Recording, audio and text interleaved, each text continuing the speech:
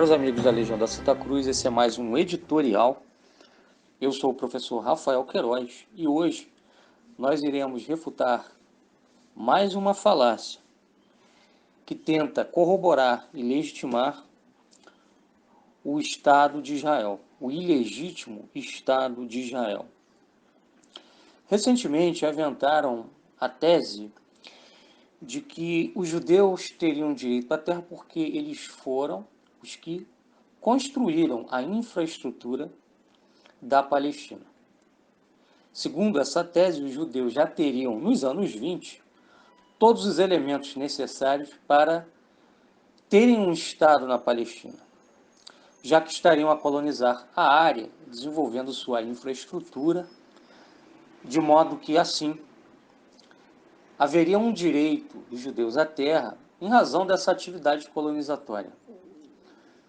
Porém, isto é falso, e nós vamos explicar por quê. Antes disso, é preciso lembrar que para que exista um Estado, é preciso que exista uma massa populacional, é preciso que exista uma estrutura política, um projeto claro de montagem de uma estrutura política, é preciso que exista uma infraestrutura econômica e social.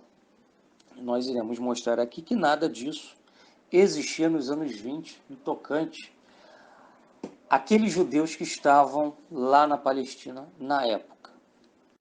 Em primeiro lugar, precisamos lembrar que em 1922 só havia 700 judeus vivendo em kibbutz na Palestina e que os kibbutzes eram a principal estrutura de colonização da terra pelos judeus. Em segundo lugar, também devemos recordar que a primeira manifestação pública exigindo a independência nacional da Palestina como um Estado árabe foi feita pelo Congresso Sírio-Palestino em 21 de setembro de 1921, bem antes de uma colonização judaica via kibbutz tomar corpo, coisa que só vai acontecer, só vai ganhar força efetivamente nos anos 40.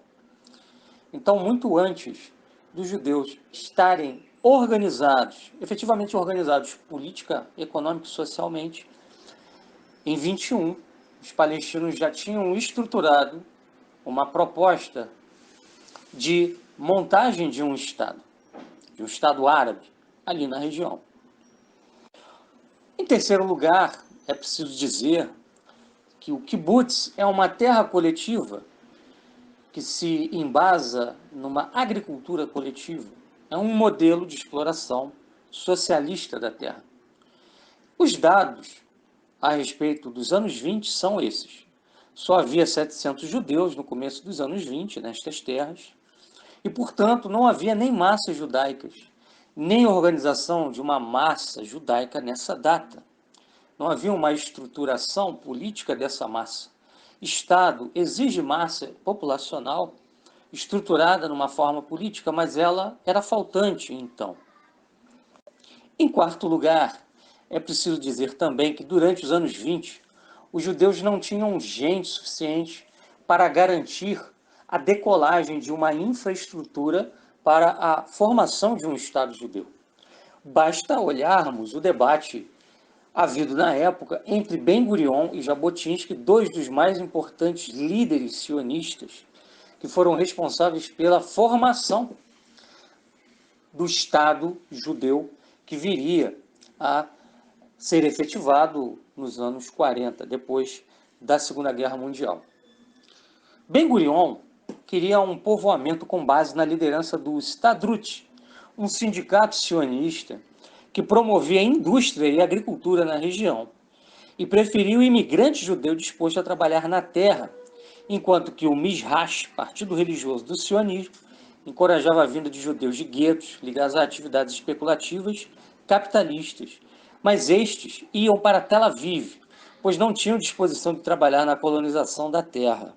Jabotinsky imaginava que o importante era o maior número de judeus na Palestina, não importando se era o imigrante disposto a colonizar a terra ou não, se era o tipo colonizador ou o tipo especulador. Jagurion preferia o judeu colonizador.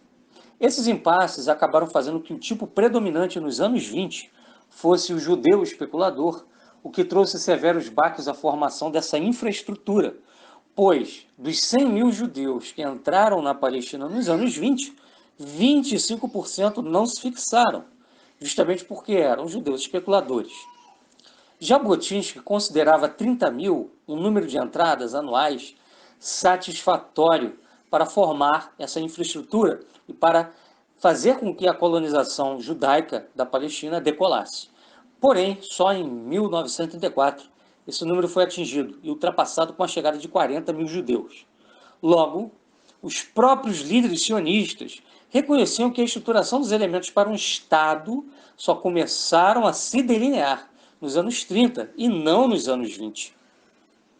Em quinto lugar, para jogar uma pá de cal nessa tese de que os judeus, já nos anos 20, tinham uma infraestrutura colonizadora, uma massa populacional capaz de colonizar e colonizando a Palestina, como base de um pretenso direito para um Estado de Israel existir hoje em dia, nós também devemos citar o historiador Paul Johnson, que aduz em sua obra chamada A História dos Judeus, na página 462, que os anos 20 foi uma oportunidade perdida e uma grande tragédia para a causa sionista, porque os números líquidos de entrada de judeus na Palestina não ultrapassaram 8 mil ao ano, sendo que, em alguns anos da década de 20, as entradas e saídas se equiparavam. Em suma, mais uma mentira judaica foi refutada.